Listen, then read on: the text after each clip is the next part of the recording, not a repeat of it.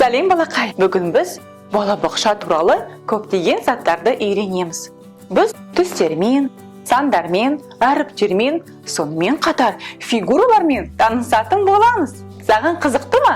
Ендеше бастайық. Балақай, қарашы, бұл не? Бұл жұмыртқалар екен. Бізде қанша жұмыртқа бар екен? Бірге санап көрейік. 1, 2, 3, 4. Иә, бізде 4 жұмыртқа бар екен. Қарашы, не болып бара жатыр? Жұмыртқалардан біреу шығып бара жатыр. Вау! Бұлар динозаврлар екен. Қарашы, балақай, кәнекей динозаврларды санап көрейік. 1, 2, 3, 4. 4 динозаврлар бар екен.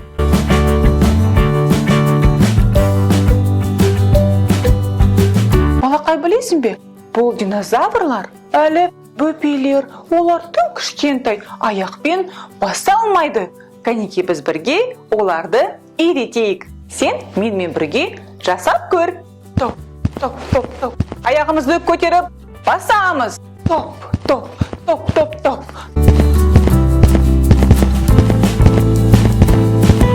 Рахмет саған, балақай, сен маған керемет көмектестің. Ал енді біз динозаврларға сау бол айтайық. Сау болыңдар, достар. Сау болыңдар. Олар анасына барады. Ал енді біз апта күндерді айтып көрейік. Дүйсенбі, сейсенбі, сәрсенбі, бейсенбі, жұма, сенбі, жексенбі. Балақай, білесің бе? Оның ішінде көптеген заттар бар. Кәнекей біз оны ашып көрейік. Вау! Қарашы, балақай, бұл не? Таныдың ба? Бұл заттың фигурасы қандай? Сен білесің бе? Қарашы, ода ешбір бұрыштар жоқ. Және ешқандай қабырғалары да жоқ екен. Бұл шеңбер фигурасы. Шеңбер.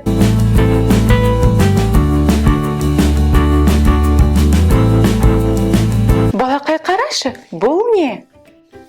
Бұл қандай зат? Мен саған көмектесемін. Бұл затты біз автобустарда, машиналарда көретін боламыз.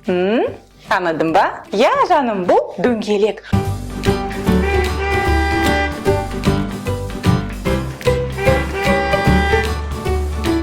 Шеңбер фигурасы жүреді домалап, жүреді домалап, жүреді домалап. Шеңбер фигурасы жүреді домалап, қаланың ішінде. Жарайсың, досым.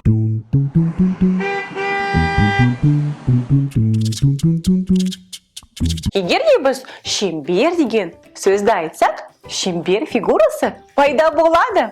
Кәнекей бірге айтып көрейік. Шеңбер. Шеңбер. Вау! Бұл шеңбердің өлшемі өте үлкен. Қарашы, бұл да шеңбер екен. Бірақ ол кішкентай. Шеңберлер әртүрлі өлшемде, түстерде бола алады.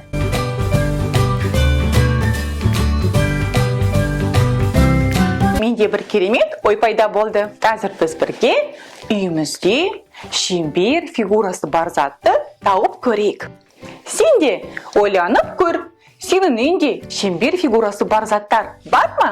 Ал қазір маған көмектесші. Біз сондай ақылдымыз. Біз шеңберді іздейміз. Біз шеңберді табамыз және қуанамыз. Қарашы, бұл жерде не байқадың сен? Иә, мен де байқадым. Бұл сағат екен. Сағаттың фигурасы қандай? Иә, сағаттың фигурасы шеңбер. Шеңбер. Жарайсың, досым. Сен қалай тез таптың? Бұл жерде бұршақтар арасында сиқырлы әріп тұғылып тұр. Кәнеки біз оны бірге іздеп көрейік. Қаз деген сөзді айтсам, мен тез қазағылам. Кәнеки бірге қаз. Вау! Мынау кім екен? Бұл әріп емес. Бұл кім? Бұл мұхитта тұратын жануар. Оның аты дельфин. Дельфин. Арғарай көрейік. Рашы балақай, мен нені таптым? Я, бұл доп.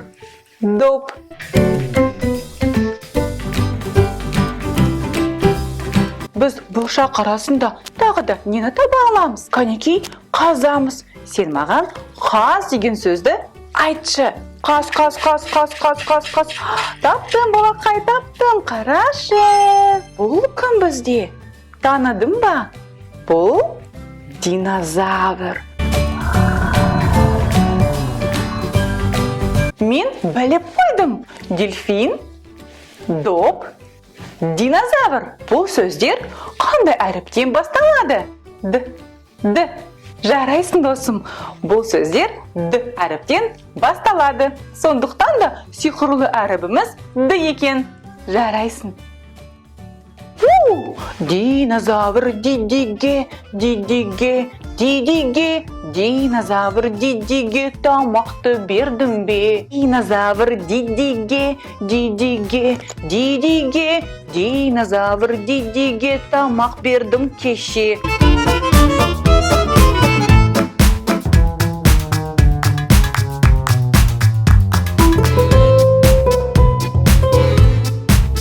Кәнеки біз сиқырлы сандықты тағы да ашып көрейік.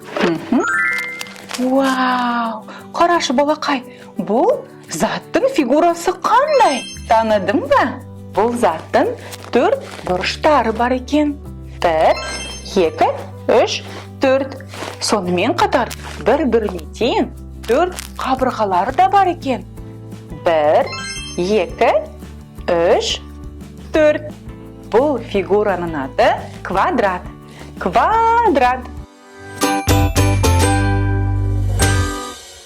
Қарашы балақай, бұл қандай зат? Таныдың ба? Бұл не? Бұл сыйлық екен. Бұл қораптың фигурасы қандай? Кәнеки бірге біліп көрейік. Оның 4 бұрыштары бар. Сонымен қатар бір-біріне тең 4 қабырғалары да бар. Біз оны білеміз. Бұл фигураның аты квадрат. Жарайсың досым. Ал қазір сыйлықты ашып көрейік. Ішінде не бар? Вау! Бұл сүйкімді аю. Мен бұл аюды саған сыйлаймын. Себебі сен менің ең жақсы досымсың.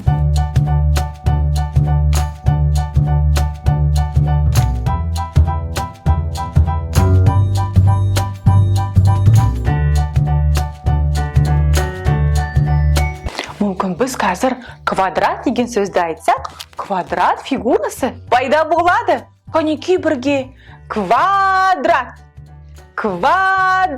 Тағы да айтып көрейік. Квадрат. Вау! Квадрат фигурасы шықты. Сәлем саған, квадрат. Қарашы, ол қандай үлкен әрі көңілді. Ал бұл ше, бұл да квадрат екен, бірақ та оның өлшемі кішкентай. Қарашы, кішкентай квадрат, үлкен квадрат. Квадрат фигурасы әртүрлі өлшемде және әртүрлі түстерде бола алады. Жарайсың балақай, сен өте ақылдысың. Балақай, қазір біз үйімізде квадрат фигурасы бар заттарды тауып көрейік. Сен маған көмектесші. Кеттік. Біз сондай ақылдымыз. Біз квадратты іздейміз. Біз оны табамыз және қуанамыз. Біз қандай бөлмеге келдік?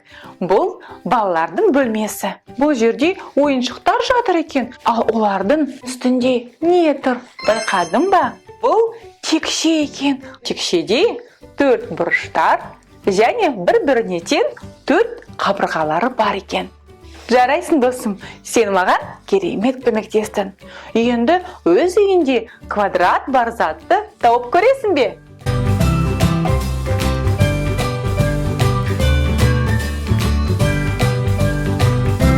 Сәлем, достар.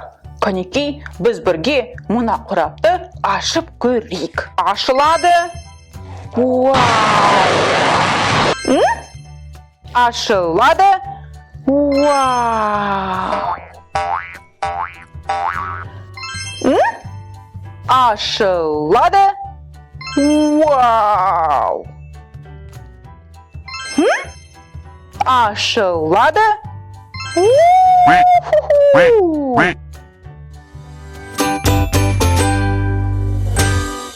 Балақай, бұл қандай әріп?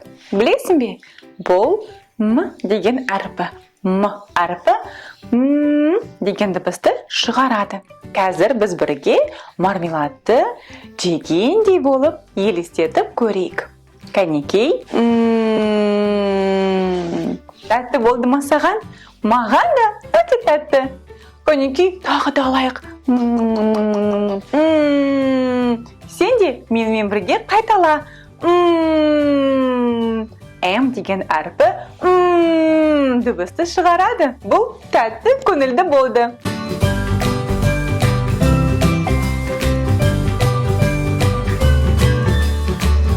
Ал бұл қандай жеміс, таныдың ба? Бұл маған өте ұнайтын тропикалық жеміс манго. Манго өте тәтті болады. Кәнекей, оны да бірге жеп көрейік. Манго өте тәтті екен.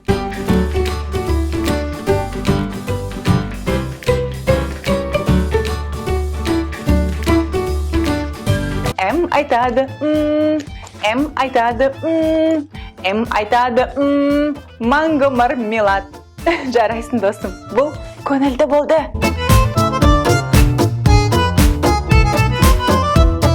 Бұл заттың фигурасы қандай? Таныдың ба?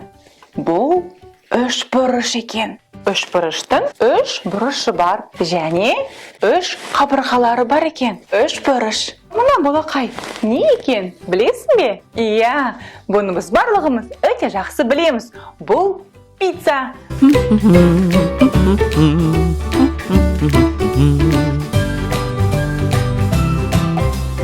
Қандай фигурада кесілген? Байқадың ба? Иә, қарашы, үш бұрыштары бар, және үш қабырғалары да бар екен. Иә, бұл үш бұрыш фигурасы. Жарайсың досым. Жазда пісетін сондай шырынды жеміс. Не бұл? Иә, бұл қарбыз. Қарбыз өте тәтті болады, және сондай шырынды. Бұл қарбыздың фигурасы қандай екен? Бұл үш бұрыш фигурасы. Жарайсың досым.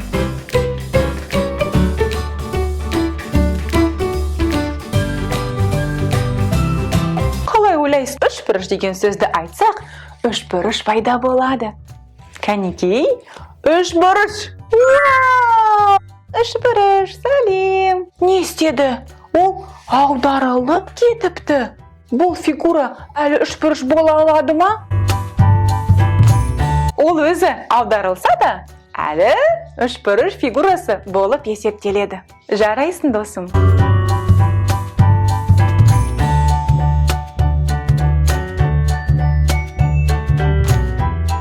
Ал қазір үйде үш бұрышты фигурасы бар затты тауып көрейік. Кәнекей, кеттік. Қарашы, мен нені таптым? Бұл тоңазытқыш. Бізге керек үш бұрыш. Иә, бұл үш бұрыш болып кесілген ірімшік екен. Жарайсың балақай, біз үш бұрышты затты таптық. Ал сиқырлы сандықты тағы да ашып көрейік. Бұл не екен? Бұл кітап. Бұл кітаптың фигурасы қандай? Кәнекей көрейік. Қанша бұрыштар бар екен? 1, 2, 3, 4. Ал қабырғалар ше? 1, 2, 3, 4. бірақ та бұл квадратқа ұқсамайды. Оның екі қабырғалары басқа қабырғалардан ұзынырақ болады екен. Көрдің бе? Бұл фигураның аты төртбұрыш. Балақай, қазір біз төртбұрыш деген сөзді айтсақ, төртбұрыш пайда болады. Көнекей, бірге айтып көрейік. Төртбұрыш. Вау! Сәлем саған. Сәлем. Вау! Төртбұрыш аударылды. Ол әлі төртбұрыш болып есептеле ме? Көнекей, тексереміз. 1, 2, 3, 4. Төрт бұрыштары бар. Және екі ұзын қабырғалары, сонымен қатар екі қысқа қабырғалары бар. Иә, бұл әлі төртбұрыш. Төртбұрыш әртүрлі өлшемде және әртүрлі түсте бола алады. Төртбұрыш болатын фигураны үйде тауып көрейік. Кәнеки, кеттік. Біз сондай ақылдымыз. Біз төртбұрышты іздейміз. Біз оны табамыз және қонамыз. Вау, қарашы Балақай, бұл жерде төртбұрыш болатын зат бар ма? Иә, жарайсың досым. Бұл не? Бұл терезе. Терезенің фигурасы төртбұрыш екен. Сен өте ақылдысың, Балақай. Төртбұрыш фигураны өте тез таптың. Жарайсың. Балақай, қараңдар. Бұл не? Бұл поездар ғой. Көнекей, оны санап көрейік. 1, 2, 3, 4. 4 поезд бар. Вау! Кеттік!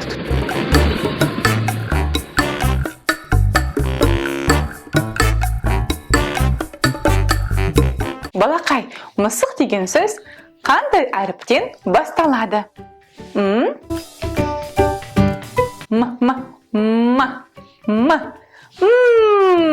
Есіңде ме?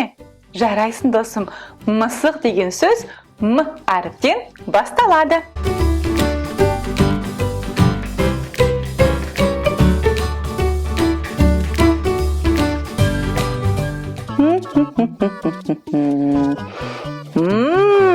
Манго.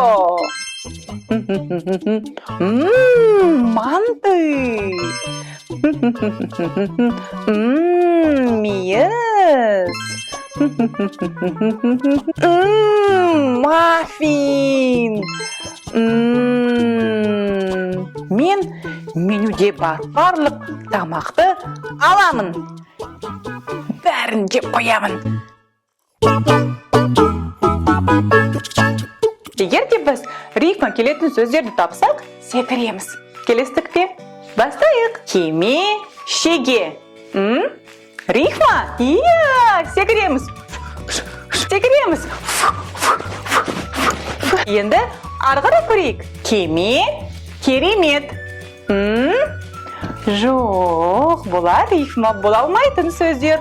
Олар бірдей к әріптен басталса да, соңында дыбыстары сәйкес келмейді. Кеме, керемет. Жоқ, бұл рифма келетін сөздер емес. Кеме, мысық. Жоқ, бұлар мүлдем басқа сөздер, бір-біріне сәйкес келмейтін. Кеме, кесе. Иә, бұл сөздер рифмаға келеді. Олардың соңындағы дыбыстар сәйкес болады. Ендеше біз секіреміз. Секіреміз.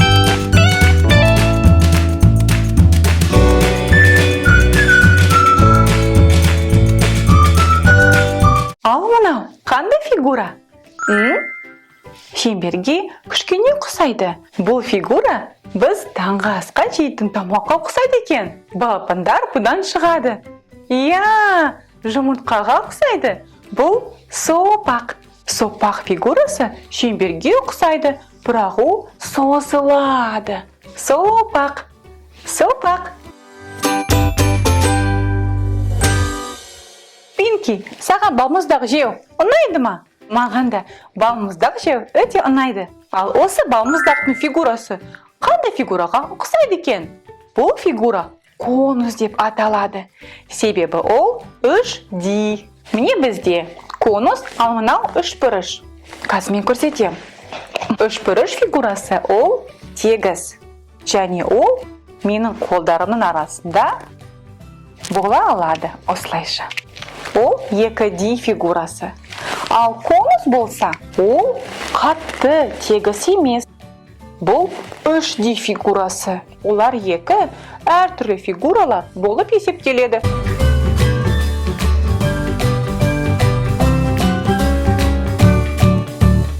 Жастықта бар 4 бұрыш, 4 қабырға да бар. Егер олар болмаса, жастықта болмайды.